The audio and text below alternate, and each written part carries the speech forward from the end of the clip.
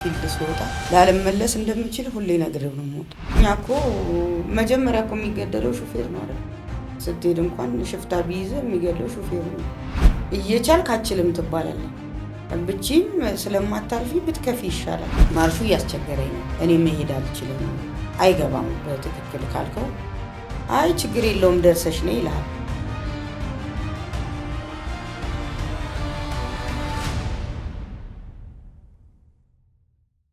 ሰላም የተከበራችሁና የተወደዳችሁ የኢትዮስ መልቲ ሚዲያ ቤተሰቦች እንደምን ሰንብታችኋል? እነሆ ሰዓቱን ጠብቀን ዛሬ ተገናኝተናል። ሳምንቱ እንዴት አለፈ? ሁሌም እንደምንለው ዘወትር ከትራፊክ አደጋ የተጠበቀ ጊዜ እንዲኖራችሁ የዘወትር ምኞታችን ነው። ኢትዮስ መልቲ ሚዲያን ከወደዳችሁ ላይክ፣ ሰብስክራይብ እንዲሁም ኮሜንት በማድረግ ቤተሰብ ይሁኑ። ሀሳብ አስተያየታችሁንም አድርሱን። ዛሬ አንድ ሴት አሽከርካሪ እንግዳ ይዘን ቀርበናል። ህይወቷን ታካፍለናለች። መቼስ ወደ ማሽከርከሩ ሙያ ገባች? እሱንም እናነሳለን። አብራችሁን ቆይ፣ እንተዋወቅ ዛሬ። እሺ፣ ኤደን ብሩክ እባላለሁ። የመጣሁት ያው ከመንገድ ደህንነት እና መድን ፈንድ አገልግሎት ከሚባል መስሪያ ቤት ነው። አሽከርካሪ ነኝ። በአሽከርካሪነት ደግሞ ወደ 6 ዓመት እያስቆጠርኩ ነው። መልካም። እንደው እንግዲህ መጀመሪያ ስለ ማሽከርከሯ ከማንሳታችን በፊት ስለ ቤተሰብ ሁኔታ፣ ቤተሰብ መስርታ ነው የምትኖረው፣ አንድ ልጅም አላት። እስቲ ስለ እሱ እናወራ፣ ስለ ቤተሰብ ሁኔታ። እንዳልከው ነው ባለትዳርና የአንድ ልጅ እናት ነኝ፣ የአንድ ወንድ ልጅ እናት። ያው እንግዲህ ከስራዬ ጋር እንደምንም አቻችዬ ለመኖር እየሞከርኩ ነው፣ ግን ከባድ ነው። የሴት ሹፍርናና ቤተሰብ ኃላፊነት እጅግ ከባድ ነው። ብዙ ጊዜ እንደውም እኔ ከልጄ ጋር ራሱ አንድ የምንነጋገረው ነገር አለ። መንገድ ስወጣ፣ ሁሌ ፊልድ ስወጣ ላለመመለስ እንደምችል ሁሌ ነግሬው ነው የምወጣው። ምክንያቱም ያው የኛ ህይወት በአንድ መንገድ ብቻ አይደለም የሚጠፋው፣ የተለያዩ ምክንያቶች አሉ። ከአደጋው በስተጀርባ ደግሞ በሰው እጅ የምንጠፋበት ነገር እየበዛ ስለሆነ የሆነ ቦታ ሄደህ የማትመለስበት አጋጣሚ ሊኖር ስለሚችል ልጄን ሁልጊዜ ይሄን ነገር እነግረዋለሁ። እኔ ባልኖርም ህይወቱን መቀጠል እንዲችል እየነገርኩት ነው የምኖረው ሁሌ። ስንት ዓመት ነው ልጅ? ልጄ አሁን 9 ነው፣ ወደ 10 ሊገባ ነው። ምንድን ነው ይህን ጥያቄ ያነሳውብሽ? እንዳልሽው በእኛ ሙያ ይሄ ሙያ ብለን ያዝንል ሰዎች በራሳችን ጥፋትና እንጠፋለን። በመኪና ቴክኒካል ችግር እንጠፋለን። በመንገዱ የተለያዩ ምክንያቶች ተደማምረው የአሽከርካሪን ህይወት አደጋ ላይ ይጥሉታል። አሁን ደግሞ ቅድም ያልሻቸው ኬዞች ደግሞ ትልቅ ለአሽከርካሪው ራስ ምታት ሆኗል። ይሄንን ስትናገሪው በህፃን አንደበቱ አይረብሽብሽም? ጫና ትፈጥሪበትም ወይ? ምክንያቱም የምትለፊው ለልጅሽ ነው። ልጅ ደግሞ የሚያድገው ሳይኮሎጂካል ትሪትመንት ይፈልጋል እና ይሄ ቃል አሁን አይደለም ለሱ እኔ ስትናገሪው ነው ሊመጣ። እኔ አልቃሻ ነኝ፣ ቶሎ ልቤ አይችልም እና ተረበሽኩ። አሁን ራሱ ይህን ቃል ለዛ ህፃን ልጅ ስትነግሪው ሌላ ጫና ወይም ሌላ ስሜቱን አያንጸባርቅብሽም? ትክክል ነው እንዳልከው ነው። እኔ ልጄ 4 ዓመት ከምናምን ሆኖ ነው ወደ ሹፍርና ስራ የገባሁት። ግን ሁልጊዜ ከ7 ዓመቱ ጀምሬ ይሄ ነገር ሀፕን ሊያደርግ እንደሚችል ነግረዋለሁ። ምክንያቱም መዘጋጀት አለበት። የሆነ ሰዓት በጣም ኮሚኒኬታችን የጠበቀ ስለሆነ እፈራለሁ እኔ ራሴ። እኔም ቢያጣኝ እዛ ጋር እንዳይቆም ስለምፈራ በደንብ ነው ቁጭ ብለን የምናወራበት። የመኪና አደጋ ሲፈጠር ያያል፣ ራሱ እንዲጠብቅ ነግረዋለሁ። ከመኪና አደጋ ሰዎች እንዴት ራሳቸውን መጠበቅ እንዳለባቸው ሁሉንም ነገር በግልጽ ነው የምናወራው። መኪና እንዴት ሊገለበጥ እንደሚችል ሰው ሄዶ ታፈነ ምናምን የሚባሉ ነገሮችን ብዙ ነገር ይሰማል ያያል። እንኳን አይደለም አሁን የ9 ዓመት ልጅ እኮ የ4 ዓመት ልጅ ብትጠይቀው የሚነግረ ነገር ነው ይሄ። አንደርስታንድ ግን ያደርግሻል። በደንብ ስሜት ውስጥ ምንድን ነው በደንብ ምን እንደዛ በምልበት ሰዓት በእናትሽ ራስሽን ጠብቂ ነው እንጂ ሌላ ነገር እንትን አይልም። ማለት በቃ ጎበዝ ነው መሆንልሽ፣ አይዞሽ እማዬ፣ ግን አንቺ ብትኖሪልኝ ነው ደስ የሚለኝ ይለኛል። እና ትንሽ እንትን ይላል፣ ይረብሻል። ግን ስመለስ ራሱ ኢቭን የምመለስበትን ቀን አልነግረውም። ዛሬም የምንነሳ ከሆነ ነገ ጠዋት፣ ዛሬ አሁን ክፍለ ሀገር ነኝ፣ ነገ ጠዋት የምነሳ ከሆነ ነገ እንደምመጣ አልነግረውም። ከነገ ወዲያ ምናምን ነው የምለው። ቢያንስ 3 ቀን አቫንስ እሰጠዋለሁ። ምክንያቱም መንገድ ላይ የሚፈጠርብኝን ስለማላውቀው ማለት ነው። በጣም እንዲጠብቅ አልፈልግም። በነገራችን ላይ እኔም አንዴ ረጅሙ ፊልድ የወጣሁት 10 ቀን ነው እና ልጆች ምን ያህል ዛሬ እመጣለሁ ነገ እመጣለሁ ስትል ስራውን ሳያልቅ ስትነግራቸው ኪሎ ይቀንሳሉ። ሰውነታቸው ላይ ራሱ ለውጡን ታዋለህ። በቃ ምን ያህል ናፍቆት ላይ እንደሚቆዩና አለመንገሩም ይመረጣል። ያንተ ልጅ የእሱ ደግሞ የተለየ ነው። ያንተ ጋር ያለው አታችመንት ከእኔ ደግሞ ፍጹም ተቃራኒ ነው። እኔ ፊልድ ከወጡ ልጆች ጋር ስለ ኮሚኒኬሽን የለኝም። ያንቺ እኛ የሚገርመው ግን ምን መሰለሽ፣ አብረን ፊልድ ወጠን አንቺ እንደዚህ ስታሰቢ አንቺ የጫንሻቸው ሰዎች እንደሚመለሱ እርግጠኛ ናቸው። አስበሻል? አንቺ የጫንሻቸው እንዲመለሱ እርግጠኛ ናቸው። አሽከርካሪው ግን ልክ አሁን አንቺ ባለሽበት ተስፋ መንዳቱ ለብቻው ራስ ምታት ነው። ጂኦግራፊካል አቀማመጡ ራስ ምታት ነው። አሁን ወቅቱ ደግሞ ሁሉም ተነስቶ አሽከርካሪ ላይ ጫና እየፈጠረ ነው። በደሞዝ የሚበልጡሽ፣ በስልጣን የሚበልጡሽ አንቺ ያሳፈርሻቸው እንደሚመለሱ እርግጠኛ ነሽ። አንቺ ደግሞ የሚይዝሻቸው ትሄጂ። አሽከርካሪው ግን ከራሱ አልፎ ለቤተሰብ ለሕፃን ልጅ በዚህ ልክ መረበሽ ደረጃ ደርሰናል። ምን ትታዘቢያለሽ? ያው እንግዲህ ያለው ሁኔታ በጣም አስጊ መሆኑን እና በጣም መሰራት እንዳለበት ነው እኔ የሚገባኝ። በየትኛውም አካባቢ ላይ አንደኛ የመንገድ አቀማመጣችን ምቹ አይደለም። በብዛት በምንሄድባቸው ክፍለ ሀገሮች የመንገድ አቀማመጥ ችግር አለ። በዛው ልክ ደግሞ በጣም ዲሲፕሊን የጎደላቸው አሽከርካሪዎች አሉ። እኔ በሴትነት ብዙ የምታዘባቸው አሽከርካሪዎች አሉ። በጣም ሴትን ዝቅ አድርጎ የማየት ግን እኔ እየኖርኩ ነው፣ ወደፊትም እኖራለሁ በጥንቃቄ ልክ ማለት ነው። ያ ሰው ግን ላይደርስ ይችላል እኮ አልፎ ሄዶ የሆነ ቦታ ወድቆ ልታገኘው ትችላለህ። በጣም የሚቸኩሉ ሰዎች አሉ። የማስተላልፈው መልእክት በቃ በአጠቃላይ ጥንቃቄ ያስፈልገናል ከብዙ ነገር አንግል። እኛ እኮ መጀመሪያ እኮ የሚገደለው ሹፌር ነው አይደል? ስትሄድ እንኳን ሽፍታ ቢይዘ የሚገድለው ሹፌሩ ነው። ስለዚህ ያ ሰው እንደው ታግቶ የመለቀቅም ቻንስ ይኖረዋል እኮ አንተ ያሳፈርከው ሰው ምናልባት ገንዘብ ተጠይቆበት ምናምን ሊለቀቅ ይችላል። ግን ብዙ ጊዜ ካየህ ሹፌር ሞቶ እንኳን አይነሳም እኮ። መኪና አደጋ ደርሶ ስለ ሹፌሩ አይደለም የሚወራው፣ ተሳፍሮ የነበሩ ሰዎች ነው እንጂ ሹፌሩ ላይ ፎከስ ተደርጎ የሚወራበት አጋጣሚ የለም፣ ከነረዳቱ ጭምር ማለት ነው። እና በጣም የሹፌር ነብስ የረከሰበት ሀገር ቢኖር ኢትዮጵያ ነው እንደምረዳው። እና በጣም ሊታሰብበት ይገባል ከላይ ጀምሮ ማለት ነው። ታንክ ዩ ቬሪ ማች። እኔ ያው የዛሬው ወሬያችን ያንቺና እኔ ያጠነክራል ብዬ ከበለጠ መቀሙ ይመስለኛል። እኔ ወደ 10 ምናምን ዓመት ይህ ሙያ ነው የምሰራው። አሽከርካሪ ነኝ። ከተግባር ጀምሬ እስከ ክፍል ውስጥ ረጅም ዓመት አስተምሬያለሁና ቅድም ከሴት ጋር ስላነሳሽው አንዳንድ ሙያዎች ወደ ጾታን በሬሾ ያበዛሉ። ለምሳሌ የማሽከርከር ሙያ፣ የመካኒክ ስራ በእኛ ሙያ እንኳን ብትወስጂ 90% የወንዶች ነው። ሴቶች ወይ ለቤት መኪና ካልሆነ በስተቀር እንዳንቺ በቁርጠኝነት ለእንደዚህ ብዬ ተቀጥሬ መስኮጥቼ እሰራለሁ ብለው ለመምጣት ቅድም ያልሽው የማህበረሰቡ ጫና አለ፣ ዝቅ አድርጎ የማየት አለ። በዛ ምክንያት ብዙ ሴቶች አይደፍሩትም። ኤደን ግን እንዲደፈረችው ምክንያቱም መነሻው ከመነሻው ጀምራ እስኪ እንደው ስፈጠርም ትንሽ ደፋር ነኝ፣ ለዛ ይመስለኛል። አልፈራም ብዙ የሰውነት ትንሽ የፀጉር አስተያየት አይልም ወደ ለዛ ይሆን። አይ ከዛ በፊት ግን በቃ አሽከርካሪ ሆናለሁ ብለሽ አስበሽ? በሆነ አጋጣሚ ነው ያሰብኩት። ማለት እኔ ራሴ ስራ ነበረኝ። ያ ስራ ፌል ሲያደርግብኝ አጋጣሚ አካባቢ ላይ ያለ ሰው ብዙ ጊዜ ካየ በአንድ አካባቢ ተመሳሳይ ስራ ላይ ያለ ሰው ይበዛልና ባለቤቴ ሹፌር ነው፣ ጎረቤቶች ሹፌሮች ናቸው ምናምን። አሁን ምን ልስራ፣ ምን የሆነ ነገር አጭር ኮርስ ምን ልውሰድ ስል ለምን መንጃ ፈቃድ አውጥተሽ ስራ ጀምሪም አሉ። እንዲህ ይቻላል እንዲህ እንደዛ ቶሎ አገኛለሁ ችግር አለው በቃ በሚል ነው የጀመርኩት። በዚህ አንድ አከራይ ነበረችኝና እሷ ናት እንደውም በጣም አፕሪሼት ታደርገኛለች። ሴት ሹፌር በጣም ነው የምወደው፣ እስቲ ተማሪና ስሪ፣ በቃ ይበላሻል እኮ የሆነ ሰዓት ላይ እንደዚህ ተስፋ ቁርጥሽ አትቀመጪ። በጣም ደብሮኝ ቁጭ ብዬ ነበረ ቤትና ከዛ ወዲያው ተማርኩኝ።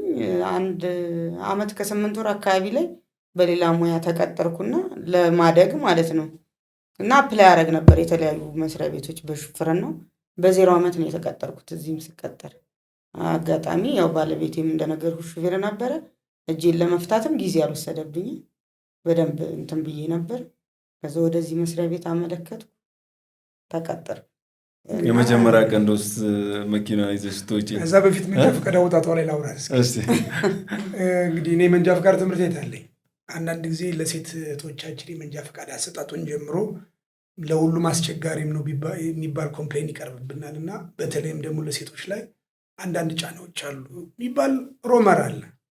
ኤደን መንጃ ፈቃድ ስታወጣ አልጋ በአልጋ ሆኖላት በፕሮፌሽኗ በጥራና ያወጣቸው ወይንስ እንዳንዳንድ ገንዘብ እንዳላቸው በጫና በገንዘብ በምን ነው ኤደን መንጃ ፈቃድ አወጣትሽ እንዴት ነበር? ለሌሎች ምን ትመክራቸዋለሽ? መንጃ ፈቃድ አስታጥቀኝ። እንግዲህ ካነሳው አይቀር መንጃ ፈቃድ አወጣጤ ላይ ቻሌንጅ ነበረው። እኔ በትምህርት ሰዓት አልቀርም አላረፍድም። በጣም በሲሪየስ ነበረ የምማረው፣ ግን ለማለፍ ፈተና ነበረው። እየቻልክ አችልም ትባላለህ፣ ብችልም አታልፍም የሚባል ነገሮች ነበሩ። ብቺም ስለማታልፊ ብትከፊ ይሻላል፣ ምክንያቱም ከዛ አንዴ አልከፍልም ብዬ እኔም ደረቅ ነኝ እና አልከፍልም አልኩኝ እና ጣሉኝ። እንዳመጣሁት እያወቅኩ ኮምፒውተር ፈተና ላይ ጣሉኝ። ከዛ ሳምንት ተቀጠርኩ። እንዲያልክ ጊዜ ልታባክን ነው። ቴክኒክ ላይ ሲሆን ደግሞ ቢያንስ ከ3 ወር በኋላ ነው የምትመጪው ተመልሰሽ አይነት ነገር። አሁን ያወራሽኝ ያለ ኮምፒውተር ነው። ኮምፒውተር የጽሁፍ ፈተና የምትፈተኘው በኮምፒውተር ነው፣ ሰርቨር ነው፣ ሲስተም ነው። እኔ ገጥሞኝ ስለሚያውቅ ነው እንግዲህ የሄደን ይሆናል አላውቅም። የተግባር ፈተናው ከአሁን በፊት አንቺ ከማውጣትሽ በፊት የነበረው በፈታኙ በጎ ፍቃድ የፈታኙ የእሱ ሜንታሊቲ ነው። አለፍሽም አልወደቅሽም የሚናገረው። አንድ እውነት ግን ልንገርሽ፣ አንቺ የጽሁፍ ፈተና ገብተሽ ፈተና ቁጭ ብለሽ እየሰራሽ የማንም እጅ በአንቺ ላይ የመውደቅና የማለፍ መወሰን አይችልም። ይህ ማለት ኮምፒውተሩን ኦፕሬት የሚያደርገው ሳትገቢ ኦፕሬት አድርጎ ሊያሳልፍሽ ይችል ይሆናል። እዛ ነው።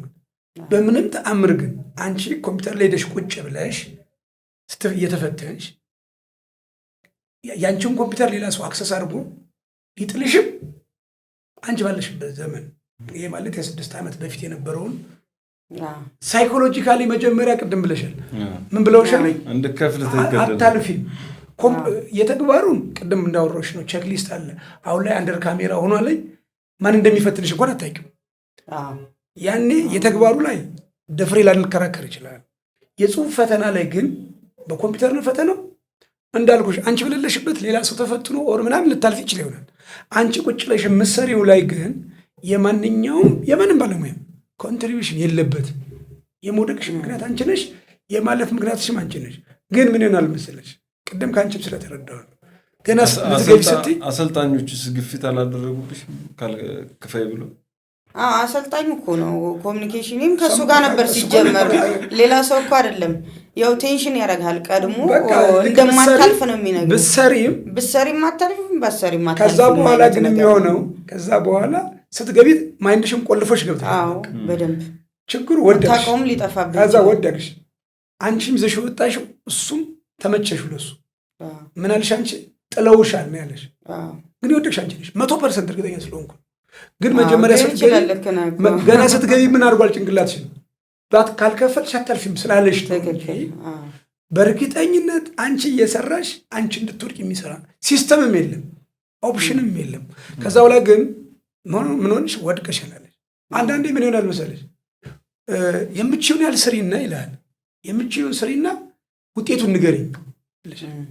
ከዛ ካለፍሽ ነግሬው ነው ይልሻል። የሚል ገጥመኛው ቀን ነግሬው ነው። ከወደቅሽ ደግሞ ሳልነግረው ረስቼ ነው። እኔ ገጥመኝ ስለሚያውቅ ነው።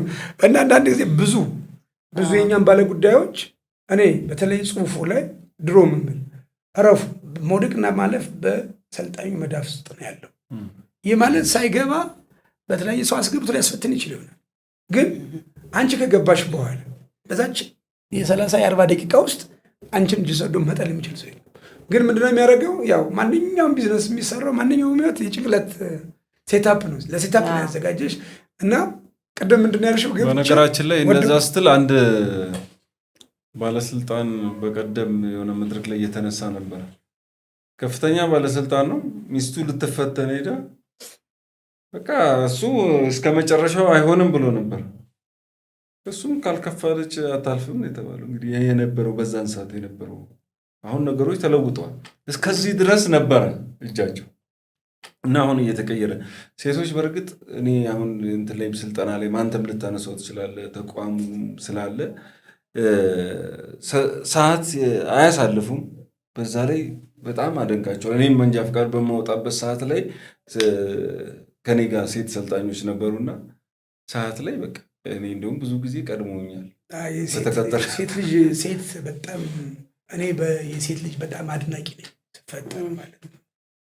አንዳንዴ በጣም ከአድናቆቴ ብዛት የእኔ ደም ቢቀዳና የሄደን ደም ቢቀዳ ከለሩ የተለያየ ነው የምለው። ሴት ልጅ ፕሮፐርሊ ከተጠቀምሽባት ለሀገር ትጠቅማለች፣ ለቤተሰብም ትጠቅማለች። በተሳሳተ ወይ ደግሞ ተርጉመ ከተጠቀምክባት ቤትንም ባህልንም ታሳብዳለች፣ ሀገርን ታበላሻለች ቢለው ከሚያምኑ ሰዎች ነኝ እና በእኛ ዘርፍ ላይ ደግሞ እሱ ብቻ አይደለም እኮ እንግዲህ ሰምተሽ ከሆነ ሄደን አብረሽ አስቴት የምትሰጭበት ደላላ መኪና ሊሸጥ ሲል አንዱ መስፈርቱ መኪናዋን እኮ የሴት ናት የሴት መኪና ሲባል ታውቂያለሽ? ለምንድን ነው? ያው ሴት ጠንቃቃ ስለሆነች በጥንቃቄ በንጽህናም በሁሉ ነገር ጠብቃ ስለምትይዝ ይመስላል። እኔ ደግሞ እከራከራለሁ። አይደለም በቃ ደላላ የሴት መኪና ነው ካለ ቴክኒካሊ ስህተት ነው እንዳትገዙ እላለሁ። ለምን ጥሩ ነው። ለምንድን ነው የምለው?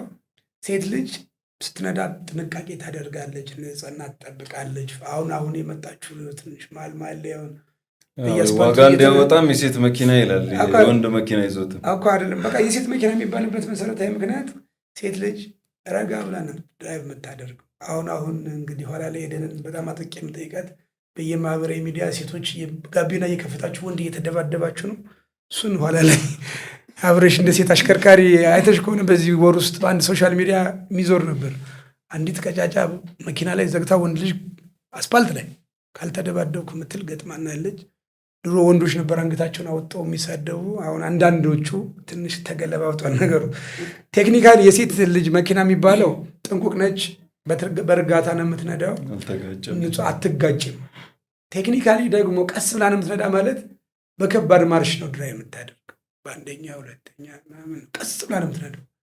ቴክኒካሊ ደግሞ አንድ ተሽከርካሪ በከባድ ማርሽ ለረጅም ሰዓት የምትነዳው ከሆነ ኢንጂኑ ላይ ወይም ሞተሩ ላይ ጫና ትፈጥራለህ። ከባድ ማርሽ ኮንሰልት አይደረግም። መነሻ ማርሽ እንለዋለን በእኛ ሙያ። አንደኛና ሁለተኛ እስከተወሰነ በኋላ ቀላል ማርሽ ነው መቀየር ያለብህ፣ ፍሪሲዎችን አንጨምረ ማለት። ስለዚህ ቴክኒካሊ እኔ የምለው የሴት የምትይዘው መኪና የኢንጂን ላይፍ እንትኑ ጨምረ። ስለዚህ ለደላሎች እንደሷ አትበሉ። ኤደንን አይጠቅስም፣ ያው እሷ የመስክ ሹፌር ስለሆነች። ስለዚህ ኤደን ሴት ልጅ ጠንቃቃ ናት። አሁን ላይ መስክ ላይ ግን ሁሉም ሴት እህቶቻችን በተለይ ከተማ ውስጥ ታሽከረክሪ እንግዲህ በአሽከርካሪ ሌብል ቼክ ስታደርጊ እንደው ዘርበይ ተረጋጊ ምናምን የሚል ድምፅ ትሰሚያለሽ። አልፎ አልፎ የሴት ቁጥር እንደዛ አይተሻል? በቅርብ ሶሻል ሚዲያ ላይ እንደው ሴት ሰለቶቻችን ሴት ሆና እንደዛ ምትል ሴት ሆና መንገድ ዘግታ እንግዲህ አዘጋጁ ሊያቀርበው ይችላል። ወርዳ መንገድ ዘግታ ለ4 ለ5 ተይዛ ካልተደባደብኩ እኔ አሁን ሪል ሳሽከረክር በጣም መፈራ ሴት አሽከርካሪዎች ለጥሎ የሚገቡ ይነሱ ሆነውብኛል። አብዛኛው ማይ ማለት ነው። እንደዛ አልታዘበሻል? ያው ሴት ስለሆንሽ እንድላት ይቻለሽ። አይ አሉ ከዚህ መሀል እኔም አንዷ ነኝ። ያው እንትን ይልሃል እኮ አንዳንዴ እልህ ያሲዛል፣ ሰው በጣም ይገፋፋል፣ እላፊ ማለት ነው። እና እንደዛ ነገር እንድትጠቀም የሚያደርግ የሚፈጠርበት ነገር ይኖራል። እኔ የተደባደበችዋል ለመደባደብ የወረደችዋን ባላይ እኔም እንደዛም ወርድ አይመስለኝም። ግን ሴትነቱን ጫና እንዳይፈጥር ኖት ያለሽ አላለሁ በደንብ። ግን በተለይ አንቺ እያሽከረከርሽ ወንድ ሹፌርም ወይ ወንድ መስለው ወንድ ሹፌር የያዘ መስሎት የሚጋበዛል እና እኔም አስተውያለሁ። አብረን እየሄድን ይደነግጣሉ። እንደው ሴት መሆኔ ሲያዩ እንደው በረድ የሚሉ አሉ። በቃ እኔም አሁን ሴት መሆኑ ሳይ ነው የምረጋጋው። እየገጠመኝ ነው። ከዚሁ ጋር በተያያዘም የማሽከርከር አንዱ የአሽከርካሪ ባህሪ አሁን እያጣነው ነው ብዬ እንደ ስጋት የምታየው መስክ ስንወጣ ወይ መኪና ላይ መንገድ ሲበላሽ አሽከርካሪ ትቶ አይሄድም። ድሮ ቁሙ ገፍቶ ሴት ልጅ ከሆነች ግን አያልፍም ወደ ምናምን ሴቶችን ቆሞ ያግዛሉ። እኔ አንዳንድ ጊዜ ሴቶች ላይ እንደውም ምን ያለው በጣም ከተማ አካባቢ ለማገዝ በጣም የሚወርደው ሰው እሷን ቢዚ የሚያደርግ ለምሳሌ መንኪያ ተጋጭቶባት ወይ መንገድ ዘግቶባት ሁሉም ሰው ያሸው ልካየው የሚል ርብርብ ያለው እንደውም አቢዝ ያደርጓታል ብዬ ከማምን ሰው ነኝ። አንቺ ነገር ገጥሞሽ ያውቃል?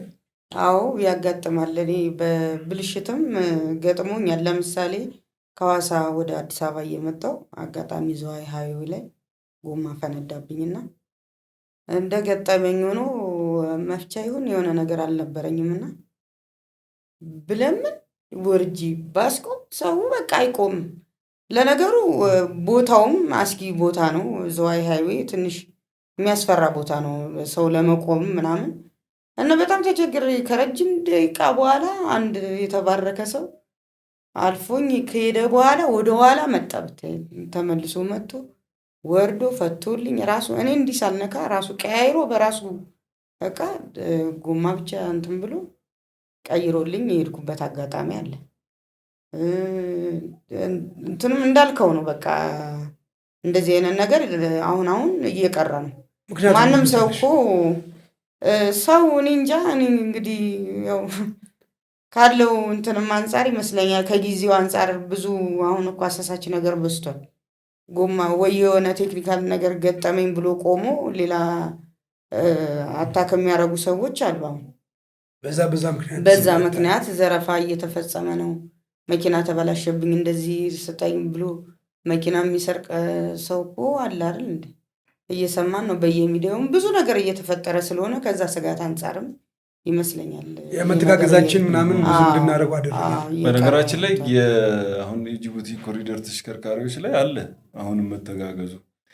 መታወቃቸውም ይመስለኛል ይተዋወቃሉ። አብዛኞቹ እነሱ ይረዳዳሉ።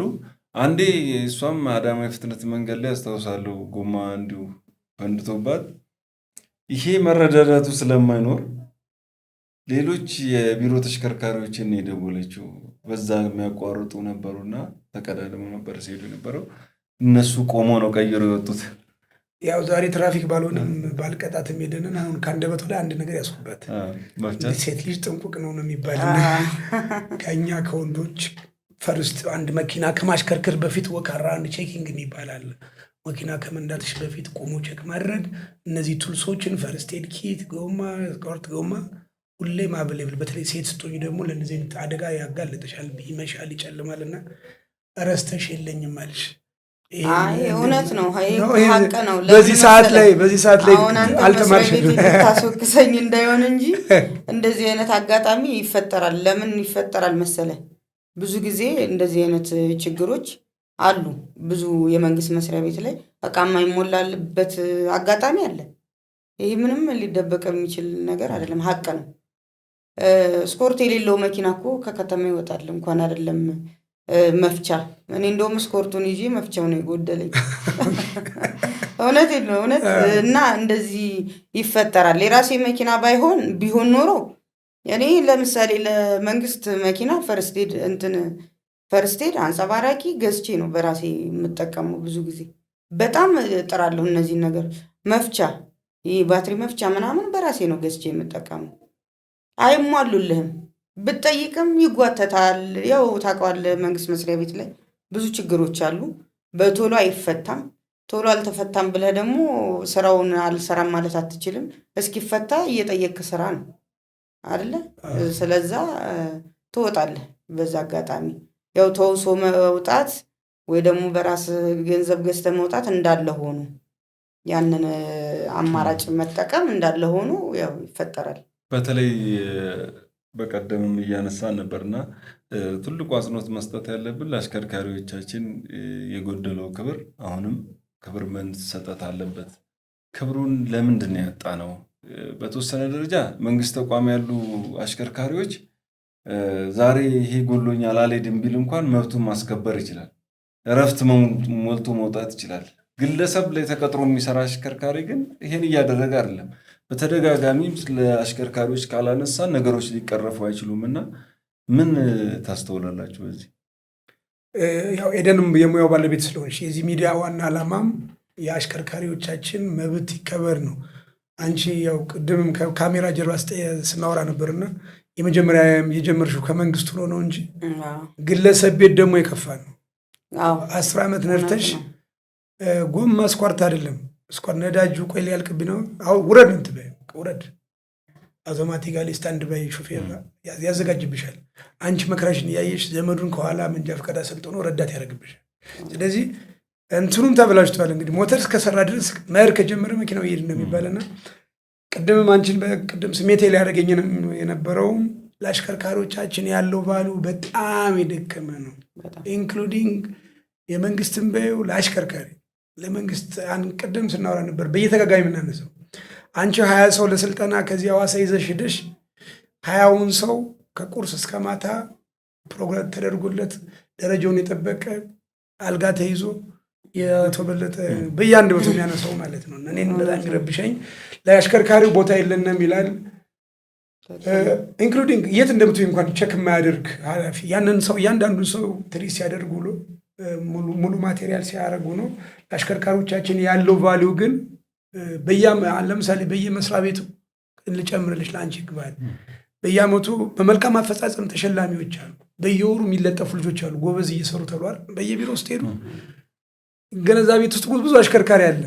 አንድ ኤክስፐርት ያን ስራ ለመስራት አሽከርካሪ ይፈልጋል። ያለ አሽከርካሪ ምንም ማድረግ አይችልም። ግን በየወሩ ተሸላሚ ማን ነው? እሱ።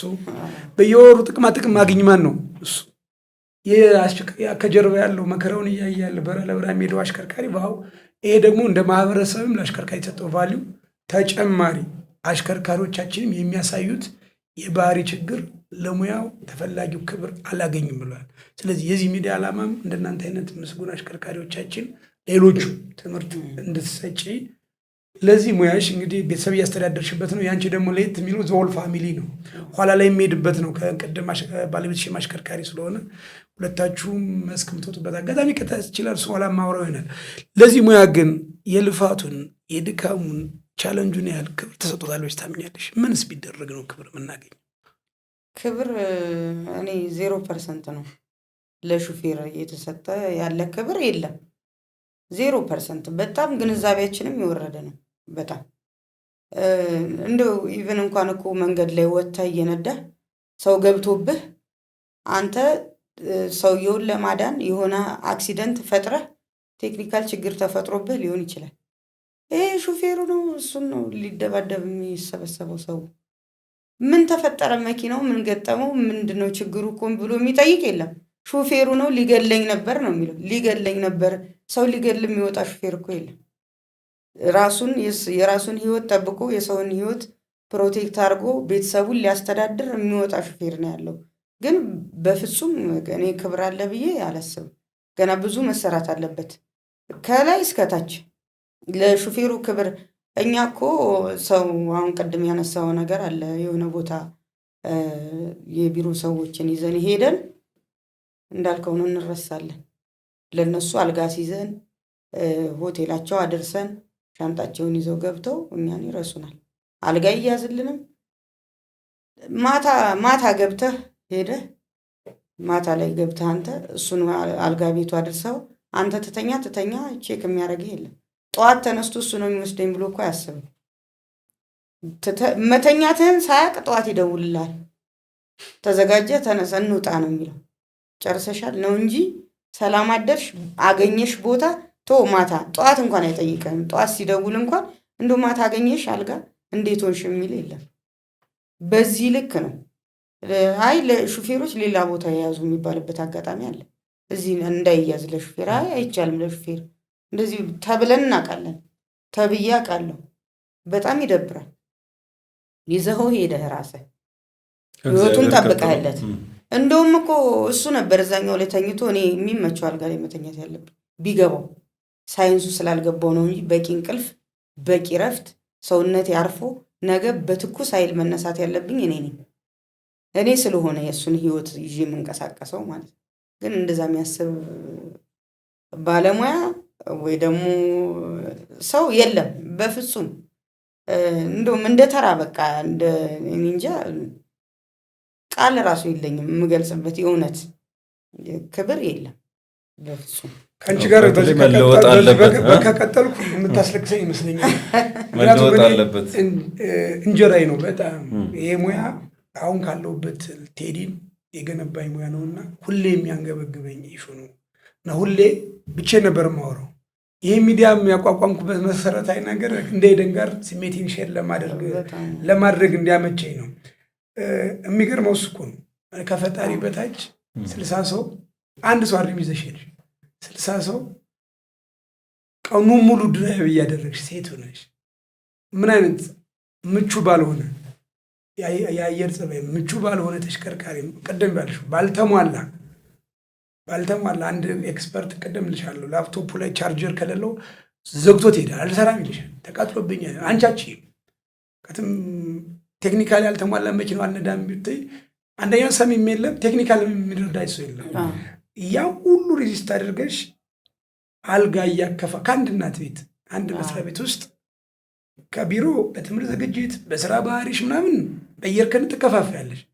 መስክ ስትወጪ አበልሽም ይለያይ ችግር የለውም። አበልም እንደ ደሞዝ መሰለኝ በመንግስት መስሪያ ቤት የአልጋ ፔይመንት ነው የሚል ግን የሚገርማቸው የአልጋ ፔይመንት እንዴት ይለያያል?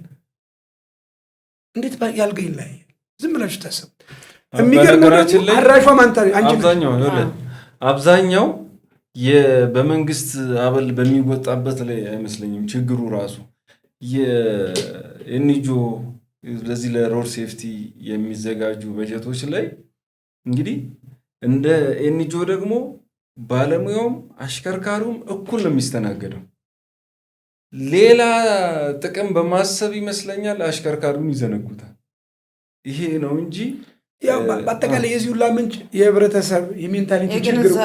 ሁለተኛ አይደለም መስክተውትና ከተማ ውስጥ ከፍለንም ሄደን ሊፍትም ተሰጥቶን እናመሰግናለን የምንለው ውስኖች ነን። እንደ ግዴታ እንወስደዋለን። ሰርቪስም ሲሰጠን የሚገርም እኮ እሱ ብቻ አይደለም። ወስዳው ቤት እንትን እራቱን ከበላ በኋላ እራቱ እስኪበላ ተጠብቀዋል። እሱ አይደለም አንዳንዱ እራቱን በልቶ ሌላ መጠጥ ቤት የምታደርሰው አንተ ነህ። እስከዛ ለጉዳዩ አይደለም እና መፈጠርም ትዛት ነው። ጠዋት ላይ ግን አንድ ጊዜ ደውሎ ስልክ አላነሳ ብትል ያኔማ ሩዋንዳ ይፈል እና የኛ አሽከርካሪዎቻችን እሱ ብቻ አይደለም። መስክ ስትሄድ አንተ አልጋ ስትገባ ቀኑን ሙሉ መኪና ይቆሽሻል። አሽከርካሪዎቻችን እንኳን የመኪና ጽዳተኛ እኮ ናቸው። አንተ ቢሮ ላይ እኮ ጽዳተኛ አለ። በመንግስት መስሪያ ቤት የመኪና ማጽጃ የሚባል የለም። ቋንቋው ራሱ የለም። አንተ የኔን ጸሐፊ ካላከበርኳት አምራች አይደለችም። የኔ ሰራተኞች ደግሞ ስለከፈልኳቸው አለ የሚሰሩት። መጀመሪያ ማይንዳቸው ላይ ቫሉ የሚባል ነገር አለ። ቫሉ ጥሩ ካልከ ጥሩ አርሰ ጥሩ ዘርተ ጥሩ ምርት ነው የምትጠብቅ እንጂ ባልዘራው ነገር ላይ ጥሩ ምርት ልትጠብቅ አይገባም ነው። አንተ ጠዋት የትኛው መስሪያ ቤት ግባ የመንግስት ላይ ነው ትኩረት ማድረግ ይሰጋባ። ሁሉም አሽከርካሪ መኪናውን የሚያጸዳ ከስራ መስኩ ላይ ግን መኪና ማጽዳት የሚል የለም። መኪና ማሽከርከር ነው። እሷ ልጅ የተቀጠረችው ይቆጣል እኮ ለምን መኪና አላጸዳሽ የሚል ስራ አይደለም። እንዴት ነው ይቺ ልጅ በድፍረት እንጀሯ ስለሆነ አሁን እየሰራችው ነው። ግን ተዋውና ሴት ልጅ ናት። በሰላም ገብታ በሰላም እንድትወጣ ቅድም ብላለች። አንተ ከዚህ ሐዋሳ ድራይቭ ስታደርግ ጋዜጠኛ ነህ፣ ቁጭ ነው የምትሄድ፣ ምንም አታስብ። ወይ ይሄ አካባቢ ሲያምር ይሄ ደስ ሲል ያልክ ነው የምትሄደው። አንድ የቢሮ ኤክስፐርትም እንደዛ ነው። እሷ ግን ከዚህ ሐዋሳ ስትሄድ አይሙሯ የእሷ መኪና ብቻ ሳይሆን የፊቱንም የቀኙንም የግራውንም የኋላውን መኪና ስነዳ ነው የቆየችው። አንተነ ማረፍ ያለበት እሷ ነው መተኛት የነበረበት። ወደኛ መለስ ነውና ወደ አንቺ ልመልሰው። በዚህ የ6 ዓመት የማሽከርከር ሙያሽ ውስጥ ከአዲስ አበባም ጨምረሽ ብዙ ቦታዎች ላይ የሜዳ አጋጣሚ ገጥሞሻል።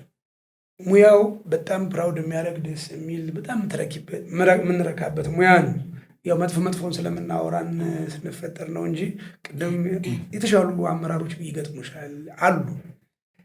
አብዛኛው ስለከፋ ነው የአብዛኛውን ኢሹ እያነሳን ያለው ነውና እስኪ በመልካም አጋጣሚ የምታስታውሹና በጥሩ አጋጣሚ በዚህ ሙያ በመግባትሽ ፕራውድ ነሽ የምታወሪበት ደስ አጋጣሚሽ ካለ ወደዚህ ሙያ በመግባትሽ ውይ በቀረብኝ ብለሽ ያማረርሽበት እጅግ ዘግናኝ በቃ ሊረብሽ የሚችል ስሜት ብታስታውሹ ካለ እስኪ አካፊ። አዎ እንግዲህ አሉ አጋጣሚዎች ይኖራሉ። ከደህናውን ጀምር። ከደህናው ነው ደስ የሚለው። እኔ ከደህናው ስጀምር እኔ አሁን ለምሳሌ በራሴ የገጠመኝ ከብዙ ሰዎች ጋር ነው። እንግዲህ ከኛ መስሪያ ቤት ቢያንስ ከብዙሃኑ ጋር በሚባል ደረጃ ጉዞ አደርጋለሁኝ እና በጣም የሚመሰገኑ ሰዎች አሉ። አሁን እንደውም የለቀቁ አንድ የግዢ ባለሙያ ሰራተኛ ነበሩ በፊት እኛ መስሪያ ቤት ላይ እጅግ መልካም ለሹፌር የሚያስቡ የእውነት ለራሳቸው አይደለም አመቻችተው እኛ እንድንተኛ እኛ እንድናርፍ የሚያደርጉ እነሱን ስታይ ስራውን እንድትወደው እንድትፈልገው የሚያደርግህ አለ። ደስ የሚል በዛው ልክ የሚያበሳጨው እንዳለ ሆኖ ማለት ነው። እና ባለሙያዎችም አሉ አብረን እኛ ወጪ እንድናወጣ የማይፈልጉ በጣም ይንከባከቡን። ልከፍል ስል አይ አንቺማ መክፈል የለብሽም አንቺ እኛን ይዞ መሄድ ብቻ ነው ምግብ መብል መጠጥ በእኛ ነው የሚል አለ። አሁን ያ አፕሪሼት ያደርግሃል። ምንም ቢሆን ለሌላ ነገር አታስብም ማለት ነው። እኔ ሄጄ አልጋ ስለምተኛበት ሳይሆን ስለ መንገዴ ብቻ እንዳስብ ያደርጋል። አሁን ሄጄ ይበቃኝ ይሆን ምሳዬን በላይ ይሆን ባይዘው የኛ ገንዘብ እጅግ በጣም ትንሽ ነው። ደግሞ ቀድም እንዳልከው ነው እኛና ባለሙያ እኩል አይከፈለንም። የኔ አበል ገና ካልኩሌሽን ሰርቼ ነው የሚሄደው። በቤቴ የማወጣው ወጪ አለ፣ ለልጄ ቤት ውስጥ የሚያስፈልግ ነገር ማደርገው አለ። ያቺን የተረፈችኝን ሂሳብ ሰርቼ ነው የሚሄደው። ምሳ ልዘል እችላለሁ። ቁርስ ከበላሁ ከነሱ ጋር ያው እንደ ሰው ተቀላቅለህ ታደርግና ታልፋለህ። ያንን ከበር የሚያደርግልህ ስታገኝ ደግሞ እጅጉን ደስ ይላል። ስራውን እየወደድከው እንድትሰራ ያደርግሃል። ውጤታማም ትርፋማም ትሆናለህ ማለት ነው። እና በጎ ነገር እነዚህን ነገሮች ሲደረጉ ደስ ይለኛል። ክብር ሲሰጥህ አይ ሊደክማት ይችላል አርፈን ነገ ብንወጣ የሚላለን። በዛው ተቃራኒውን ደግሞ የምነግርህ ብዙ መጥፎ አጋጣሚዎች አሉኝ። ግን ያ አሁን ከደከመሽ ረፊና ነገ መሄድ እንችላለን የሚልህ ሰው አለ። እነዛ ነገሮች በተለይ ወደ ቤት ለመመለስ ባለው ሂደት ላይ ወደ ስራ ጨርሰህ ናፈቁኝ ወይ በዛ አጋጣሚ ላይ 11 ሰዓት ስብሰባ ወጥቶ በቃ እንውጣ አለ። ያ መጥፎ ፓርት ነው። ከመልካሙ ስለጀመርን ነው እንጂ ወደ መጥፎ ስንመጣ ግን ያው መጥፎ ነው የሚበዛው እኛ ላይ። መጥፎ በጣም የሚበዛው እሱ ነው። ስጀምር ከመጀመሪያው ከመኪና ቴክኒክ ጀምረህ አይ እኔ እኮ እንደዚህ ያው መኪናው ማርሹ እያስቸገረኝ ነው እኔ መሄድ አልችልም አይገባም በትክክል ካልከው አይ ችግር የለውም ደርሰሽ ነይ ይልሃል። አይ እንዴት እንደዚህ ይሆናል አልሄድም እላለሁ። አንድ ወር ስራ 20 ቀን እታገዳለሁ። ሌላ ሰው ይሄድበታል ስራውን፣ መኪናውን ታቆማለህ። ሌላ ተለዋጭ መኪና እንደ ቅጣት አይነት ነገር የለም። አሁን ቅድም አንተ የግል መስሪያ ቤት ቁልፍሽን ተቀብሎ ነው የሚያባርርሽ አልክ። ሌላ ሰው ይሄድበታል። እኛም ጋር አለ ይሄ ግልጽ ነው። ሌላኛው ሹፌር ተነስቶ ይሄዳል፣ ደህና መኪና ያዘ። አንተ ግን አለፈህ አይደል? ሌላ መኪና ተቀይሮልህ መሄድ ሲገባ አንተ ግን እንደ ጥፋተኛ ተቆጥረህ አልሄድም ማለች። አንደኛ ሰው አንተ አሁን ጠዋት ተነስተህ ሆድህን አመመ፣ በጣም ሆድህ እየታመመ ምግብ መብላት ትችላለህ እየመለሰብህ። ስለዚህ መኪናው ማርሽ አልገባ ካለ እኮ አሞታል ማለት ነው። ወይ መብላት ወይ መታከም ወይ ዘይት መጠጣት አለበት። ማርሹ እየሰራ አይደለም፣ ኦር ፍሪሲዮን መቀየር አለበት። የተለያዩ ችግሮች ሊሆን ይችላል። ከራሳችን አንግል እንኳን ብናየው እኛ መቆም አንችልም እኮ ሲያመን አመመን አይደለም መሄድ አንችልም። ካልታከምን አንንቀሳቀስም። ሶ መኪናውም መጠገን መታከም አለበት። እኔ ይሄን የማይረዱ በጣም የሚያበሽቀኝ እንደው በቃ ስለዚህ ግንዛቤ የሌላቸው ነገር ግን የመኪና ጠቅላላ አገልግሎት ስራ ላይ የሚቀመጡ ስምሪት የሚሆኑ ችግሩን ስትነግራቸው ችግር የለውም የሚሉ ስትነግራቸው ችግር የለውም ብትነጂው ችግር የለውም። ለምን ተፈጠረ? መብራት ፍሬቻ ተቃጥሏል ስትለው ምን ችግር አለው? ንጂው ለምን ተሰራ? መጀመሪያ ኮሙኒኬት ልታረግበት ህጉም ላይም አለ እንጂ ህጉም ራሱ ይከለክላል። በሚቀጥለው እናስተካክልሻለን። የማይጠቅም ነገር ከሆነ መጀመሪያ አይሰራም። ሲፈጠር እጃችንን የማይጠቅም ከሆነ እኮ እጅ አይሰራልንም ነበር እግዚአብሔር። ስለዚህ ያም መኪና የማይጠቅም ነገር አልተሰራለትም ላዩ ላይ። እኔ በዚህ አምናለሁ። ምንም ነገር ከጎደለው መስተካከል ነው እንጂ ያለበት መጠገን መታከም አለበት እንደ ሰው እንጂ ንዳው ችግር የለውም በሚለው ነገር ስለማልስማማበት የመጀመሪያው ትልቁ እንደው ምን አለ እንደው እዚህ መንግስት መስሪያ ቤት በተለይ ባልተቀጠር እምልበትም በጣም ማማረርበት ይሄ ነገር ነው። አንደኛ እቀጣበታለሁ፣ ስቀጣ ደግሞ እኔ እጎዳለሁ። እቤት ቁጭ ስል ለልጅ የሚፈልገውን ነገር ማድረግ አልችልም። ኢቭን የትምህርት ቤት ክፍያ መክፈል ያቅተኛል ምናምን። ይሄ ነገር ስላለ በጣም ያበሳጨኛል። መንገድ ስትወጣም እንደዛው መንገድ ወጥተን እኔ እንደውም ብዙ ጊዜ አጋጥሞኝ ያውቃል። ያው ሴት መሆንን የሚረሱ ኤክስፐርቶች አሉ። እኔ ሴት እንደመሆኔ መጠን ቢያንስ በወር አንዴ እታመማለሁ እኔ በራሴ በተፈጥሮዬ። እሱን ትተህ እንደው ድንገት በሚፈጠር ህመም እንኳን አሞኛል ስትል የማይረዳ ሰው አለ። እኔ እንደውም አንድ ያጋጠመኝ አጋጣሚ አለ። እኛን ግን አካትትም ጂጂጋ ሄደን እሱ ሌላ ጉዞ ቀይረናል አድረናል። እሱ ሌላ ነው። ይህ ምንድን ነው መሰለ ወደዚህ ወደ እንትን ይርጋ ጨፌ አካባቢ ነበር የሄድኩትኝና መሽቷል። ይርጋ ጨፌ ላይ ሰዓት ሄደ 10 ሰዓት ምናምን አካባቢ። ሰዎቹ ተከፋፍለዋል በሀሳብ። እኔን የሚደግፍ አለ፣ የራሱን ስሜት አዳምጦ ደግሞ ነገ አዲስ አበባ መግባት የሚፈልጋለ። ከይርጋ ጨፌ እኔ አመመኝ አጋጣሚ እና አሞኛል አልኳቸው። እዚሁ ብናድርና ጠዋት ሐዋሳ ገብተን ከነገ ወዲያ ወደ አዲስ አበባ ብንሄድ አልኩኝ ማለት ነው። በፍጹም አለ አንደኛው። ቢያንስ ዲላ እንሄድ አለ። ዲላ ደረሰን። ዲላ ስንደርስ አይ እንቀጥል፣ ከዲላ ደግሞ ሐዋሳ እና ዲላ መሀል ላይ የሆነች ከተማ አለች እዛ አለ ሰው ቀጥሬ ያለውኝ ለስራ ጉዳይ ፋይል እቀበላለሁ አለ። ካስፈለገ እዛ እናድራለን አለ። እዛ ምን ማደሪያ አለ? እባክህን ባንሄድ ይሻላል። እኔ መሀል ላይ በጣም ታመምኩ። በጣም በቃ አቃተኝ። ላበላብ መሆን ጀምሩ። ውሃ አንደኛው በጣም ጨንቆታል። ውሃ ያፈስልኛል ላይ ምናምን። በዛ ወይ ሆኜ እየነደው ነበረ። ምንም አልበሰ አውቃ ነው ሁላ ብሎ ወርዶ ከሌሎቹ ባለሙያዎች ጋር ያወራል። ሆን ብላ ነው እንጂ መንዳት ትችላለች። ከዛ በቃ አላርም ማለት በፍጹም መግባት አለብን ሐዋሳ። ሐዋሳ ስንገባ 3 ሰዓት ሆኗል። ማታ ከምሽቱ 3 ሰዓት ሆነ። እኔ ገብቼ ገባች አልገባች ሞተች ቆመች ያለኝ የለም። ሁለቱ አንድ ናቸው፣ ሁለቱ አንድ ናቸው። እና ሁለቱ ሲፈልጉኝ እኔ አጋጣሚ እዛ የብራንች መስሪያ ቤት አለንና ደወልኩኝ። አቃተኝ። አልጋዬ ላይ ራሱ ወጥቼ ለመተኛት አልቻልኩም ነበረ። ስልክ ደወልኩ። ሲመጡ ወድቄ ነው መሬት ላይ ያገኙ። ወሰዱኝ በሞተር ምናምን ሆስፒታል ግሉኮስ አድርጌ ምናምን የተነሳሁት። ከዛ በነጋታው ጠዋት ለመሄድ እነዚህኞቹ እየደወሉ ነበር። በዛ መሀል እኔ ሐኪም ቤት በሄድኩበት ስልክ አልተነሳም፣ ግን በጣም ተጨናንቀው እየደወሉ ክፍሌ ሲያጡኝ በጣም ጨንቋቸው ወዴት እንደሚሄዱ ምናምን ስንመለስ በቃ ተመልሻለሁ። አሁን ትንሽ እንትን አለኝ ለውጥ አለኝ።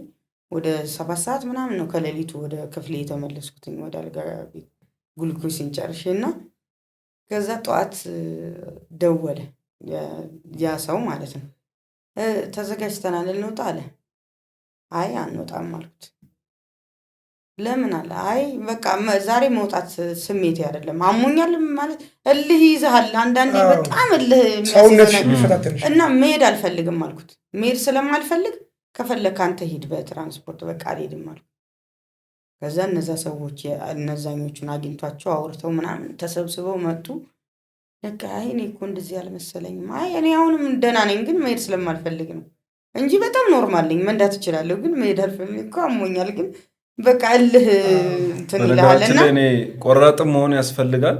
ሁለተኛ ባለሙያ ሲወጣ ስለ ስራ ሁኔታ እዚህ ቦታ ስራ አለን፣ ምን ያህል ሰዓት ታሽከረክሪያለሽ ብሎ ነው መጠየቅ ያለበት። መቼ እንመለሳለን አንዱ ጥያቄ ነው።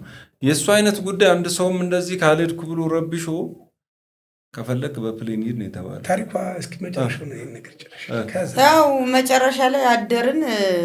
ቅዳሜ ቀን ነበረ አጋጣሚ አልሄድም አልኩኝ። በዛ አደርን። እሑድ ወደ አዲስ አበባ ተመለስን እና እዚህ ከመጣ በኋላ እንደውም መጀመሪያ ስሞታ ያቀረበው እሱ ነው። ተንገላታን ምናምን ብሎ ቢሮ ሁላ እንትን አድርጎ ከዛ እነዛ ሰዎች ግን ሲናገሩ በጣም የኔ ክፍል ሰዎች ደግሞ በጣም የተቆጡበት አጋጣሚ ነበር። እንዴት ካመመሽ መቆም ነበረብሽ። አንደኛ ምን አለ መሰለ ወንድ ቢሆን ኖሮ እንደዛ ጫና አያደርግበትም። በነገራችን ላይ እኔ አሁን ወንድ አሽከርካሪዎች ናቸው ያሉት በብዛት፣ እኔ ብቻ ነኝ ሴት እዛ ቢሮ ውስጥ። ወንዶቹ ግን እንደዛ አይደረግባቸው። እኔ እስኪገርመኝ ድረስ እከሌ እኮ እንደዚህ ሲል እንደዚህ አድርጎ ሲል እሱ እንደዚህ ያደርጋል እንዴ የምለው ሁላ ባለሙያ አለ። በጣም እኔን አቢዩዝ የሚያደርገኝ ግን ደግሞ እነሱ ጋር በጣም በጸባይ የሚስተናገድ ሰው ማለት ነው። በዚህ ልክ ሁላ ያሉ ሰዎች አሉ እና እንደዛ አይነት አጋጣሚ አጋጥሞኛል። በነገራችን ላይ ስራን ይጨርሱና ቀድሞ አንዱ የቤተሰብ ጉጉትም ልትለው ይችላል። ዋናው ግን የሚመስለኝ ገንዘብ ላለማውጣት ነው። ላለማትረፍ ትልቁ ነጥባቸው ገንዘብ። ሆቴል ይዞ የሚያደርግ ከሆነ እኮ ማለት ነው 5 ቀን አልጋ ከተያዘልን፣ ለምሳሌ የምንሄድበት ክልል አንዳንዴ አልጋ ይይዝልሃል እንደ ስራ ሁኔታ። እዛ ክልል ላይ 5 ቀን አልጋ ከተያዘ 2 ቀን የሚፈጅ ስራ ቢሆን ራሱ መምጣት አይፈልግም። በእውነት ነው የምልህ እነዛ ሰዎች እኔ እንሂድ ብል ራሱ ማንም አይሰማኝም። አይ አልጋ ተይዟል እንዴ ሰው ማስከፋት ነው እዚሁ በቃ እንትን ብለን ዘና ብለን እንሄዳለን ይላል። የሚከፍል ሲሆንስ ነገ ካልወጣን ዛሬ አዲስ አበባ ካልገባን ይላል። ስላንተ ስሜት የሚጨነቅ የለም። በነገራችን ላይ ለማሽከርከር የሚሰማው የለም። ለማሽከርከር ምቹ ሁኔታ እኮ ሲፈጠር እኔ ብዙ አሽከርካሪዎች ገጥመውኛል። አንደኛ መልካም ፈቃዳቸውን ጠይቃለን። ከዛ ውጭ ግን ሰላም ከሆነ የጸጥታ ችግር ከሌለ እንደዚህ አይነት ነገሮች ከሌሉ ሌሊትም እኮ ኑ እንሂድ ተብሎ የምንሄድበት ሰዓት አለ። ይሄ ግን የሾፌሩ መልካም ፈቃደኝነት፣ ሁለተኛ መልካም ጤንነት ላይ መገኘቱ፣ ሶስተኛ ረጅም ርቀት ካልሆነ ለምሳሌ ከባህር ዳር አዲስ አበባ ከአፋር አዲስ አበባ ግባ ልትለው አትችልም። በጣም ረጅም ነው። በዚህ ከዚህ ቀደም አንስተነዋል። ሴቭ ዘ ችልድረን ላይ በተለይ ከዚህ ከኮሪደር ከጅቡቲ ኮሪደር ጋር በተገናኘ ከባድ መኪና አሽከርካሪዎች ጋር መኪና ተመድቦልን ነበር። በተለይ በዚህ በአሽከርካሪዎች ለአደጋ እንዴት ይጋለጣሉ የሚለው ከሱስ ጀምሮ እስከ አደጋው ያለውን ሂደት፣ ከዛ አሽከርካሪዎች ደግሞ በምን ጉዳይ መከበር አለባቸው የሚለው እሱን እየሰራን የተመደበልን ሹፌር ለአንድ ክሮዘር ነው የያዘው። የኒጆ ነው መኪናው። 11 ሰዓት ከ1 ደቂቃ ተሽከርካሪውን አያንቀሳቀስም። ቢሮውም ይቆጣጠረዋል። ሁለተኛ ስራውን ነው የሚያጠው። ከዛች ከ11 ሰዓት በኋላ ከነዳ እና አንዴ እየተመለስን እንደዚሁ ምንድን ያለን 20 ደቂቃ በላይ እዚች ከተማ ላይ የምታጠፉ ከሆነ ቃል መግዛት አዳማ ገብተን አናድር፣ መተሃራ ነው የምናድረዋል። ስለዚህ እንደዚህ አይነት ተቋማትም አሉ ሾፌራቸውን የሚጠብቁ። አዎ ምንድነው አሁን ኦልሬዲ ቴክኖሎጂ ዘመን ያለ ነው እና አንዳንድ መስሪያ ቤቶች በፍሊት ማኔጅመንት ራሳቸው ማኔጅ ያደርጋሉ። አሁንም ሁሌም በዚህ መድረክ ላይ የምናነሳው ተመልካቾቻችን መረዳት ያለባቸው ምስጉን አሽከርካሪ፣ አሁን እኛም ስለ አሽከርካሪ የምናወራው አንድ ዲሲፕሊን የሆኑ አሽከርካሪዎች ሰዎች ስብሰባ ላይ ገብተው እሱ አልኮል ቤት ገብቶ ሰክሮ መጥቶ የሚረብሽ ሆን ተብሎ መስክ መኪና ተበላሽቶብኛል ብሎ የሚያማኝ እንዲህ አይነቶች አሉ። ሁሌም ተመልካቾቻችንም በድጋሚ ማስገንዘብ ፈልገው በሬሾ በአብዛኛው የተሰጠንን ያለው ቫሊዩ ነው። እሱ ቅድም ሄደን እኮ ተደጋጋሚ መንግስት መስሪያ ቤት ላይ ስላለች ነው እንጂ ግለሰብ ቤት ባለፈውም ሳነሰው ነበር። ሞተር ብቻ ድምፅ ይስማ ባለ ንብረቱ ሞተር ብቻ ድምፁ ይስማ ይሄዳል ነው የሚለው ባለ ሀብት። የእኛ ገር ባለ ሀብት ደግሞ ብዙ የምታውቂው ነው የቴክኒካል እውቀትና ኢንቨስትመንት ይለያያሉ። ከጅቡቲ አንቺ ድራይቭ አድርገሽ መጠሽ ሰላም ገብተሃል አይደለም ስለ መኪናው ነው የሚጠይቀው። የ30 ሚሊዮን ዕቃ ጭኖ መኪናውን አሳጥበዋል ነው እንጂ አንተ ታጠብኩ ያረፍኩ የሚል የለም። ስለዚህ ከዛም ይብሳል፣ የከፋ ነው። እንደውም ትንሽ የመንግስት መስሪያ ቤቶች ኦርጋናይዝድ ናቸው። አንድ ግለሰብ ወይም አንድ ብድግ ብሎ ሄደን ከስራ ላይ ያሰናብታት አይችልም። ወዳጄ ግለሰብ ቤት የከፋ ነው። ገድፈ ንዳ ነው የሚልሽ። ተገድፈ ንዳ ሞተሯ ልነሳልኛል ገፍታ አስነሳው ነው የምትባይ።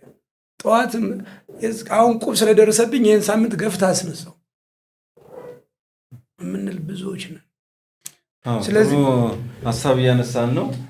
ይህ ኢትዮስ መልቲ ሚዲያ ነው። ክቡራን ተመልካቾቻችን ኢትዮስ መልቲ ሚዲያን ከወደዳችሁ ላይክ፣ ሰብስክራይብ፣ ኮሜንት በማድረግ ቤተሰብ ይሁኑ። ቆይታችን አላበቃም። ካፍታ ቆይታ በኋላ እንመለሳለን። አብራችን ቆዩ።